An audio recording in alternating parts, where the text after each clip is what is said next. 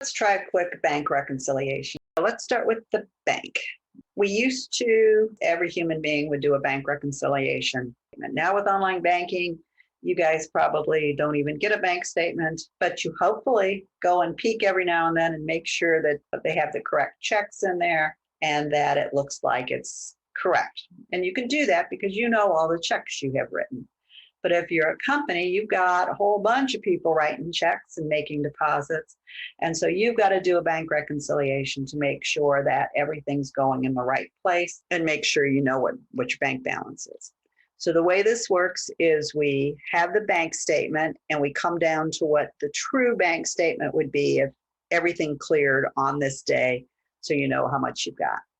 Then you take what's in your books, do the same thing, and when you're done, the amount that your book should have and the amount that the bank has should be the same. We're starting with the bank and we start with the bank balance. And the bank balance is $302. Then we want to look for anything that we really did that the bank hasn't recorded yet. And so the things you normally add, if we look at the deposits, it's got a $135 deposit, and that's this one here in our checkbook. But at the end of the month, we made a deposit of $1,235. The bank doesn't have that yet. That's not under their deposit, so it must be in transit. I've got a deposit that's in transit. We made it, but it's not recorded yet, but it'll be there tomorrow. Add those two things together, and we come up with $1,535. Then you look at things that the bank hasn't subtracted yet, and those are usually outstanding checks because a lot of checks take a while to clear. We look at these checks and we look at ours. We had check 622, that's there. 623, 85. 624 was 45, and they've got 105. So something screwy happened there, but they got the check. So we'll figure out what that asterisk means in a second. 625 was 50 that went in, so that's good.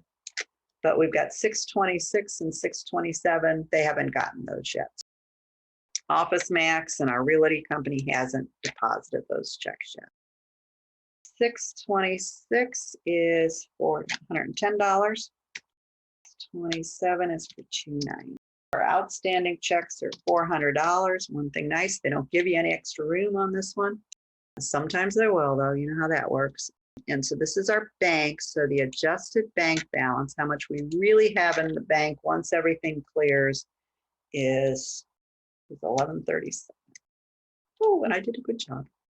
Now we look at the books, and we better adjust the books for what we really should have. So we want to start with our balance in the cash account. When we say books, that's just what's the balance in that cash account. And it's $1245. Some things you might add, if you have anything automatically deposited, call those the EFTs, electronic funds transfer. Probably when you're working, you have your paycheck automatically deposited. If we had any of those things in this problem, we don't. We want to see other things that we haven't recorded. So we go up to the bank. The bank charges for printing checks, and they charged us for a service charge. And we haven't recorded it because we didn't know they were going to charge us. We've got the cost of the printed checks, and we've got the service charge. The printed checks were $23. The service charge was $25. And then we got to go see what's going on with this 105. This 105 is the correct amount for check number 624. The accountant recorded that at 45. Now you can understand I'm transposing, but that's pretty not right. The check was written for 105. The accountant recorded as 45. There's a $60 difference. We need to go yell at the accountant. The person who does this bank reconciliation can't be the same person who recorded that $45, or amazingly, it will balance.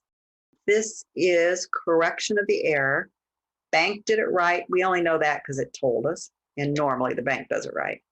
The book is the problem.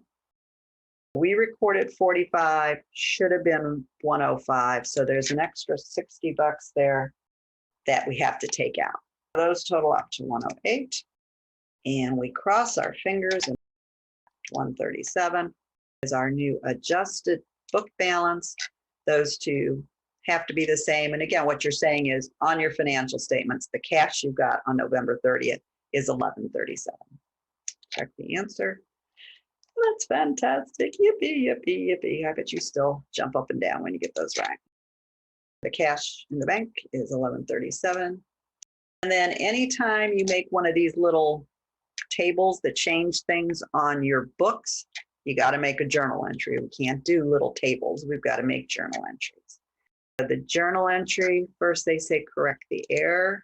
So when we correct the error was in our utilities. The debit probably was utility expense. I need to make the utility expense bigger. I need to make the cash littler by that $60. They want an explanation, record the error. I'm not as excited anymore. Printed checks, that's just a bank expense. It's kind of the opposite of adjusting entries.